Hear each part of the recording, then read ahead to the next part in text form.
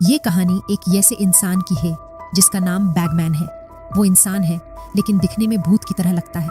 वो बच्चों का अपहरण करता है और उसे बैगमैन इसलिए कहा जाता है क्योंकि बच्चों को अपहरण करने के बाद वो उन्हें जबरदस्ती अपने बैग में डालकर भर देता है।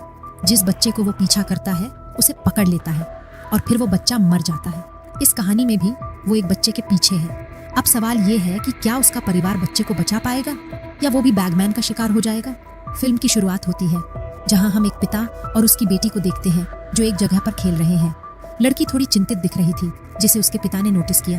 वो कहता है, बेटा क्या बात है, तुम थोड़ी परेशान लग रही हो। मैंने तुम्हारी माँ से भी कहा था कि हमारी बेटी कुछ टेंशन में है, अगर कुछ है तो तुम मुझे बता सकती हो।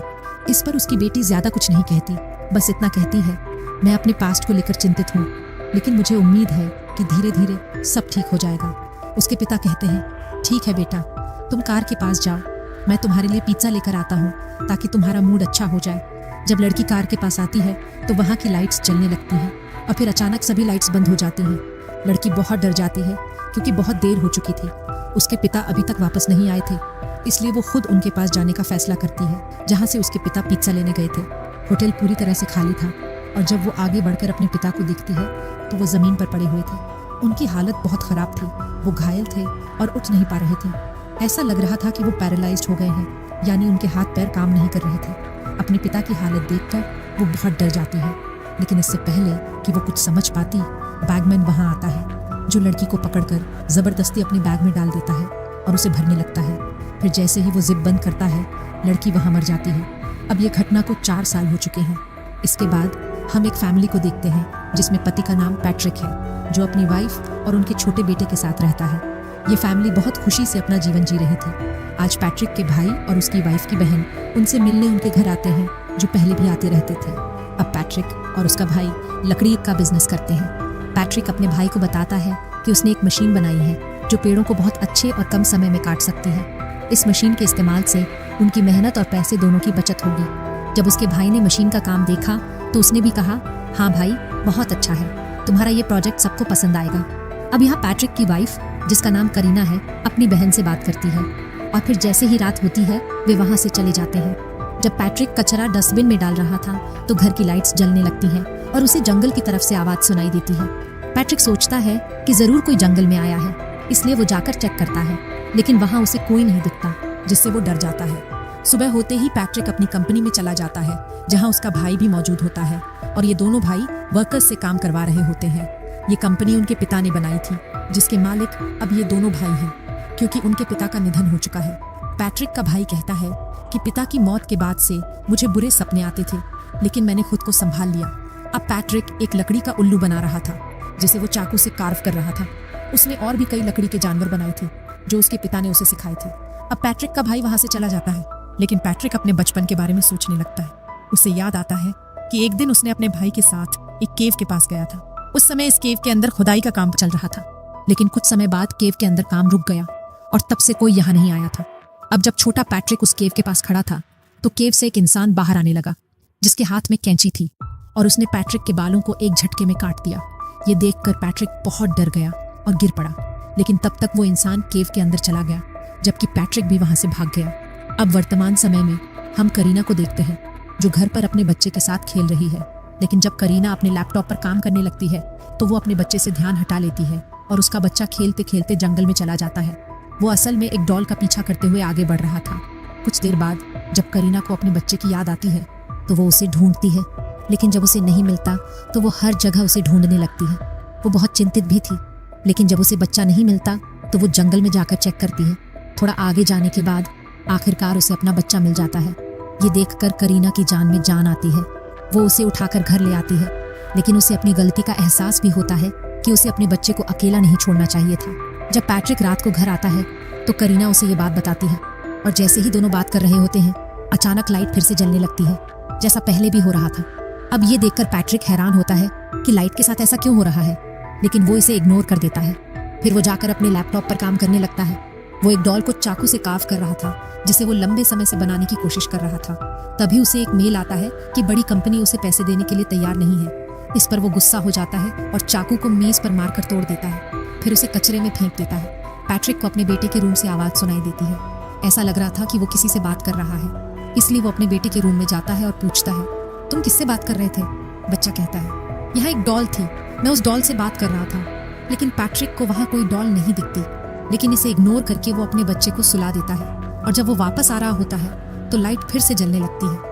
अब ये देखकर पैट्रिक चिंतित हो जाता है। वो अपने रूम में आकर विंडो से जंगल को देखता है। उसे लगता है कि जंगल में कोई व्यक्ति है, इसलिए वो बेसबॉल बैट लेकर घर से बाहर आता है और जंगल की तरफ देखकर कहता है, जो भी हो मजाक बंद करो, समझो और सीधे मेरे सामने आओ, फिर मैं तुम्हें देखूंगा। ये कहकर वो इंतजार करने लगता है, लेकिन जंगल से कोई नहीं निकलता। फिर करीना भी अपने बच्चे के साथ बाहर आ जाती है। पैट्रिक उसे कहता है, जल्दी से घर के अंदर चली जाओ, क्योंकि कोई हमें स्पाई कर रहा है। अब वे रात किसी तरह बिता लेते हैं, लेकिन अगली सुबह वे पुलिस को बुलाते हैं। वे सब कुछ बता देते हैं और पुलिस उनके घर, जंगल, हर जगह सर्च करती है, लेकिन उन्हें कुछ भी अजीब नहीं मिलता। जब पुलिस छत पर चेक करने गई तो वहाँ लकड़ी के टुकड़े पड़े हुए थे। ये देखकर पैट्रिक कहता है, ये लकड़ी के टुकड़े यहाँ कैसे आ गए, जबकि मैंने इन्हें कचरे में फेंक दिया था। फिर पुलिस ऑफिसर लकड़ी के टुकड़ों को एविडेंस के तौर पर अपने पास रख लेता है और पैट्रिक को अपना नंबर देकर कहता है, तुम बस सावधान रहो और अगर कोई प्रॉब्लम हो तो हमें कॉल करना। फिर पैट्रिक अपना काम शुरू कर देता है। जब उसने कचरा चेक किया तो उसे वही उल्लू मिलता है जो उसने बचपन में बनाया था, लेकिन उसे समझ नहीं आता कि ये बचपन का उल्लू आज उसे कैसे मिल गया। इसलिए वो अपनी वाइफ से पूछता है, क्या तुम ये उल्लू लाई हो? करीना कहती है, नहीं, मैंने ये उल्लू पहली बार देखा है। पैट्रिक कुछ समझ नहीं पाता। वो सोच रहा है कि आज मेरा बचपन का खिलौना मुझे कैसे मिल गया। उसे ये भी पता चलता है कि जो चाकू पैट्रिक ने तोड़कर कचरे में फेंका था वो भी वहां से गायब था।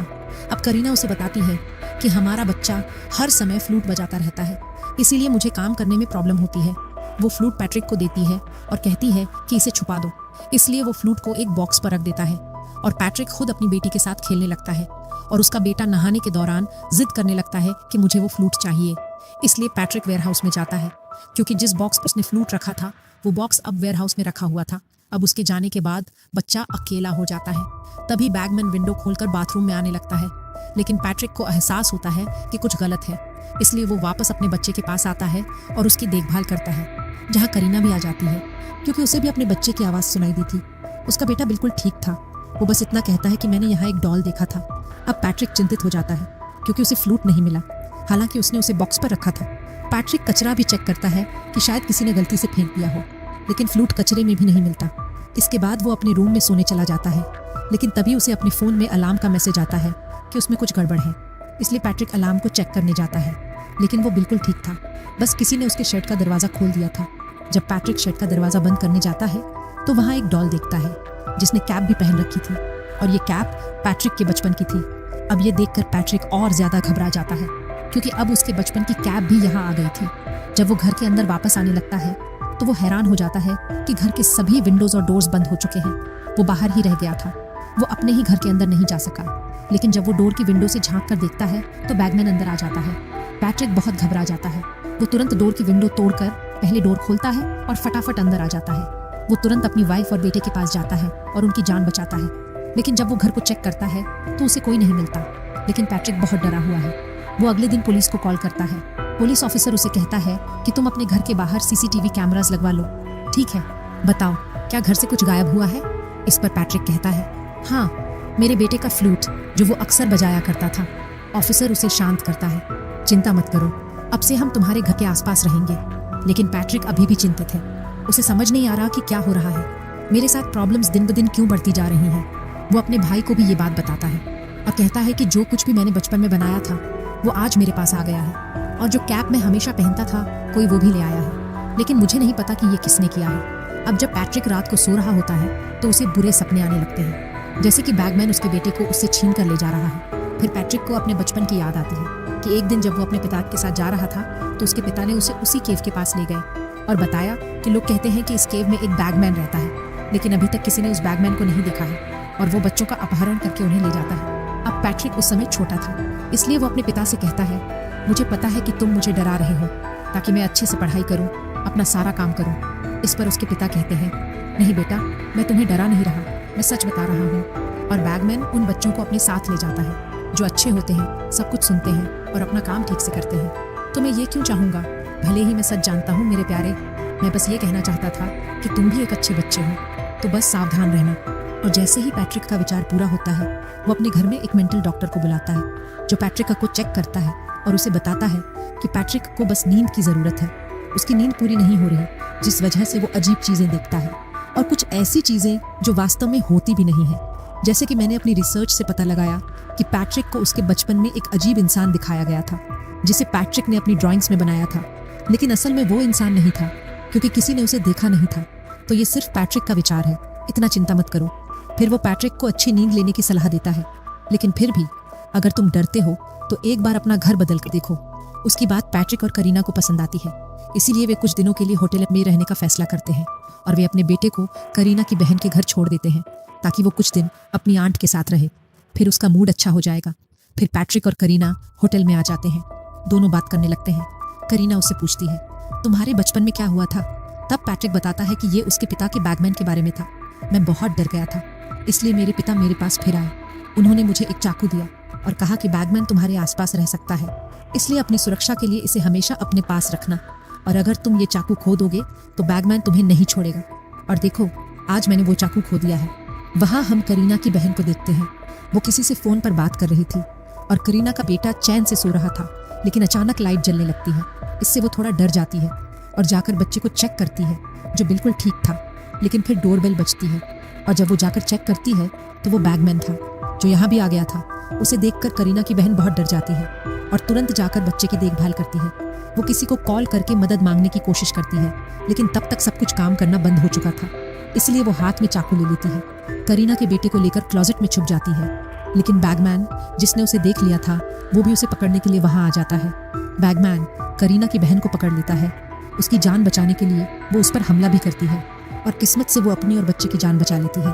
कुछ देर बाद पैट्रिक, करीना और रेस्क्यू टीम भी वहाँ आ जाते हैं। करीना की बहन थोड़ी घायल हो गई थी, इसलिए उसकी पट्टी बांधी जाती है। फिर पैट्रिक फैसला करता है कि मैं अपनी फैमिली को अपने भाई के घर ले जाऊंगा, इसलिए वो उन्हें अपने भाई के घर ले जाता है। अब करीना की बहन बहुत डरी हुई थी। करीना उसे कहती है, तुम्हें डरने की जरूरत नहीं है क्योंकि मैं तुम्हारे साथ हूँ। करीना की बहन बताती है कि वो इंसान बहुत अजीब और खतरनाक है और जब उसने मेरे चेहरे को पकड़ा तो मैं पैरालाइज्ड हो गई थी, लेकिन भगवान का शुक्र है चाकू की मदद से मैंने हम दोनों की जान बचा ली। पैट्रिक के हाथ में बेसबॉल बैट था और वो फैसला करता है कि वो पूरी रात जाग कर रहेगा ताकि वो अपने बच्चे की रक्षा कर सके, क्योंकि अब तक उसे समझ आ चुका था कि बैगमैन उसके बेटे के पीछे है। लेकिन करीना उसे कहती है कि यहाँ कुछ भी खतरनाक नहीं है क्योंकि हम तुम्हारे भाई के घर पर हैं, वो भी घर पर है और पुलिस भी बाहर है, इसलिए तुम बिना चिंता किए चैन से सो जाओ। इसलिए पैट्रिक भी लेट जाता है। कुछ मिनट बाद जब वो टैप चेक करता है तो बैगमैन उसके बेटे तक पहुंच चुका था। ये देखकर पैट्रिक डर जाता है। वो तुरंत अपने बेटे के रूम की तरफ भागता है, लेकिन तब तक बैगमैन बच्चे को ले चुका होता है। जब पैट्रिक अपने भाई के रूम में आता है तो वो देखता है कि उसका भाई और भाभी मर चुके हैं। जब वो बाहर आता है तो स्थिति और भयानक होती है क्योंकि किसी ने पुलिस को मार डाला था, जो जाहिर तौर पर बैगमैन का काम था। उसने अकेले ही उन सभी को मार डाला था। अब पैट्रिक बैगमैन को छोड़ने वाला नहीं था। वो सोचता है कि बैगमैन ने जरूर मेरे बेटे को अपने बैग में डाल दिया है, इसलिए पैट्रिक उसका पीछा करने लगता है। पीछा करते हुए वो केव के पास पहुंच जाता है, लेकिन यहाँ काफी अंधेरा था। अब पैट्रिक के पास कोई हथियार नहीं था। तभी उसे केव के अंदर से अपने बेटे की आवाज सुनाई देती है जो कह रहा था, पापा प्लीज मुझे बचाओ। इसलिए पैट्रिक इस केव में आता है और आगे बढ़कर अपने बेटे को ढूंढने लगता है। वो देखता है कि यहाँ बहुत सारे मोमबत्तियां जलाई गई हैं। हर जगह नेस्ट्स भी हैं जिनमें बच्चों की पसंदीदा चीजें पड़ी हुई थी, जिन्हें बैगमैन उठाकर अपने साथ ले जाता था अपने बैग में डालकर। फिर पैट्रिक एक बैग खोलता है जिसमें वही डॉल था जो उसका बेटा देखा करता था। पैट्रिक देखता है कि मेरे बेटे की आवाज इसके अंदर से आ रही है, यानी उसका बेटा यहाँ नहीं था।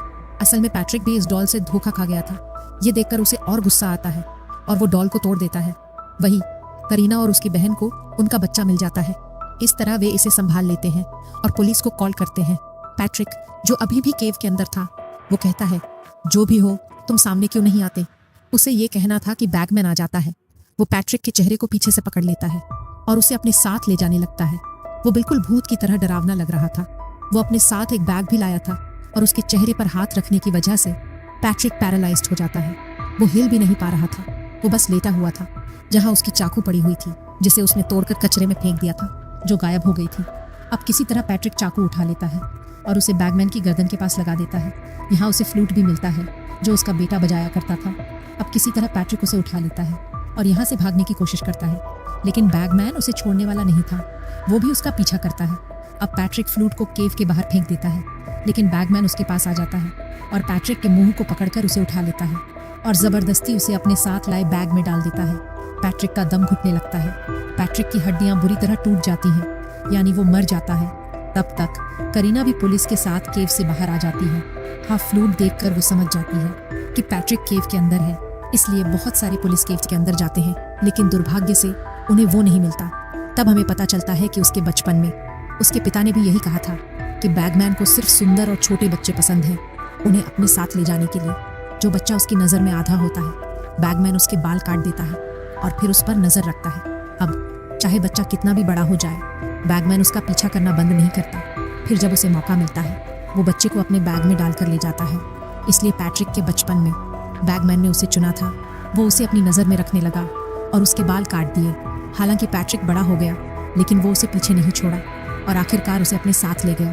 पता चलता है कि बैगमैन उसके घर पैट्रिक के लिए आता था, उसके बेटे के लिए नहीं, और आखिरकार उसे हमेशा के लिए अपने साथ ले गया। और इस दुखद अंत के साथ ये फिल्म यहीं समाप्त होती है।